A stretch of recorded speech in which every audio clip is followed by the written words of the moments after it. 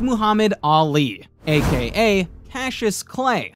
Not just the greatest boxer of all time, but one of the best sports figures and athletes we've ever seen. The man knew his craft, he knew the sporting world, and he knew how to leverage his celebrity for the betterment of mankind. So let's break down how the champ became, well, a champ, to see if we have what it takes to also become a GOAT.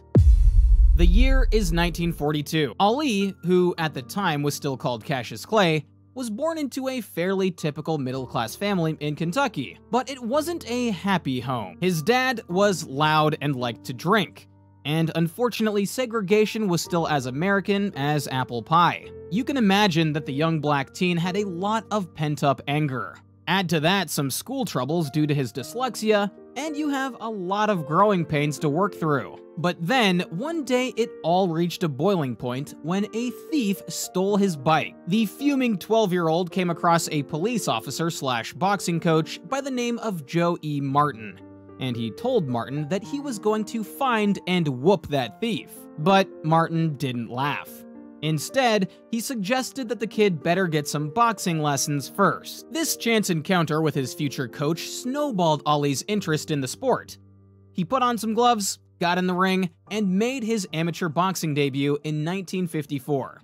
Ali never did find that bike thief, but no doubt they're still hiding to this day. By 1960, the man still known as Cassius Clay was becoming a pro. By the end of 1963, he had tallied a record of 19 wins and 0 defeats, 15 of which were by knockouts. Yes, he is as well. I hope that he heard me, because it really is ridiculous just to stand there and take them. What a right hand! Just to prove that he was going to be the greatest, he even beat one of his former trainers, a veteran boxer called Archie Moore, in 1962. Student had truly become the master.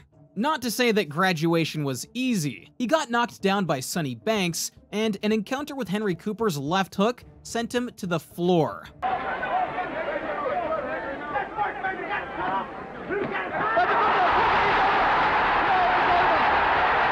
Ali sure received his fair share of punches. A notably tough match was when he went up against fellow heavyweight contender in Madison Square Garden. Doug Jones was on home turf and staggered Clay in the first round. The crowd responded by booing the out-of-towner and hurling trash and other debris. During all of this, Clay developed a little thing called trash talking. Sure, it's kind of run-of-the-mill nowadays for any online gamer to cuss out your opponent just before a match, but back then, having the other guy in the ring call you ugly was a bit of a novelty, especially if he happens to break your nose shortly thereafter.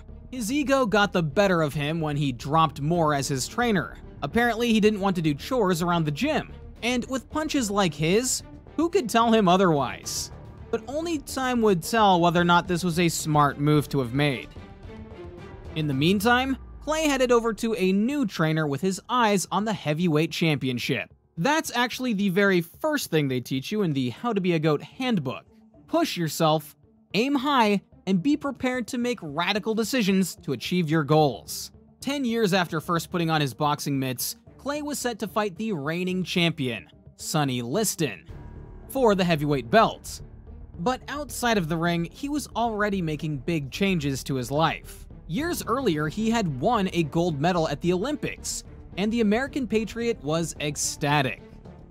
He was only 18 years old at the time, yet back home, there were still restaurants that wouldn't serve him because of his skin color. This struggle, this conflict, would be part of his introspection that culminated with his conversion to the Nation of Islam, a black nationalist organization with beliefs that differ widely from mainstream Islam.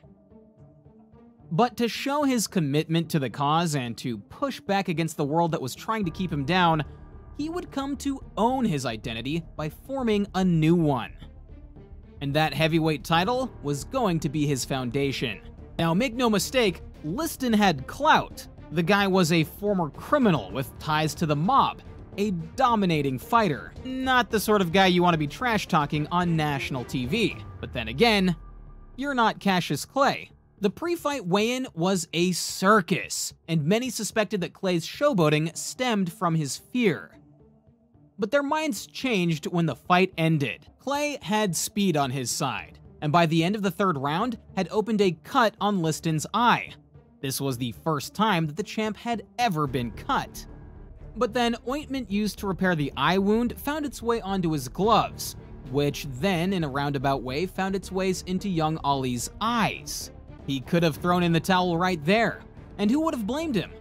Fighting an angry heavyweight champion while blind? There are much easier ways to get yourself checked in at the morgue, but Clay worked through the sweat and tears, quite literally, using it to wash out his eyes. By the 7th round, he was declared the winner. He was just 22 years old and feeling on top of the world. To solidify his new identity, he changed his name to Muhammad Ali 2 days later.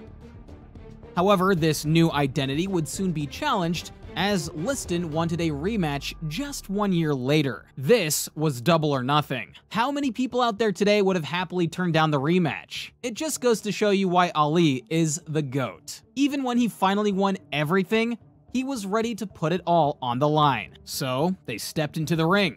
The bell rang, and Clay delivered what historians refer to this day as the Phantom Punch, and Liston went down. The entire fight lasted less than 2 minutes. From then on, Ali would go on to defend his title fight after fight after fight. But then something stole his title that no one could predict: Vietnam. As a young man, he had registered for conscription in the US Army, but his spelling and writing skills, no doubt due to his dyslexia, bumped him down a couple of rungs. However, when the Vietnam conflict demanded fresh new blood, the military lowered their standards, meaning that Ali was not just permitted to fight, it was mandatory. Yet Ali was a conscientious objector. With the benefit of hindsight, it's easy for us today to look back and see the nobility in this decision. But at the time, this was a highly unpopular move. For the gold-winning Olympian, this was simply unpatriotic. Ali had already received some media flack for his showboating and taunting in the ring. So this fresh smear campaign was the last thing that his PR needed.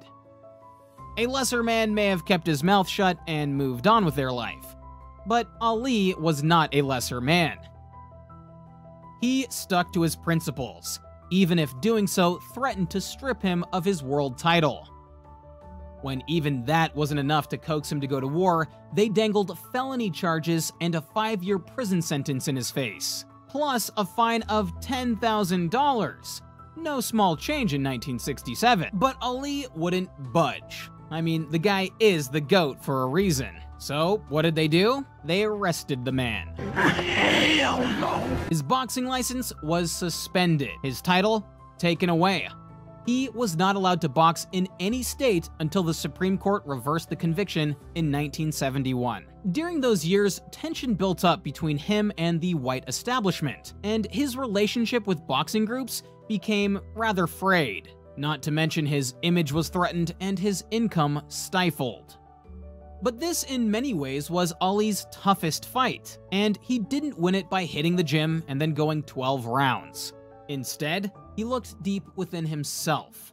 He examined his principles, steeled himself, and held his head high as faceless and nameless detractors besmirched his name and threatened him with imprisonment. In today's climate of cancel culture, hashtags, and an ecosystem where people will protest you for eating the wrong kind of vegan cheese, we can learn a lot from the man that had as much spiritual strength as he had physical. In fact, his political action has been cited as having an influence on the anti-war movement and black liberation causes as a whole.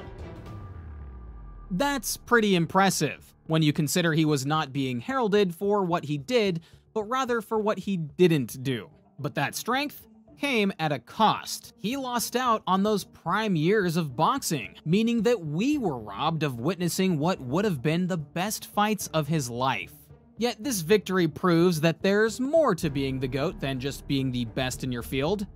It's about transcending it and bearing the weight of being itself. And of course, it just meant that his comeback fights had a whole lot more buzz about them. Granted, he lost his encounter against Joe Frazier, But no one seemed to care that his record was not perfect when the guy was a winner all around.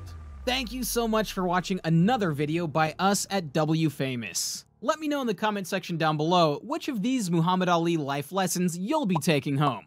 And please, help me out against the YouTube algorithm by liking, sharing, and subscribing. Oh, and don't forget to check out one of our other videos that we've made previously. We'll catch you next time.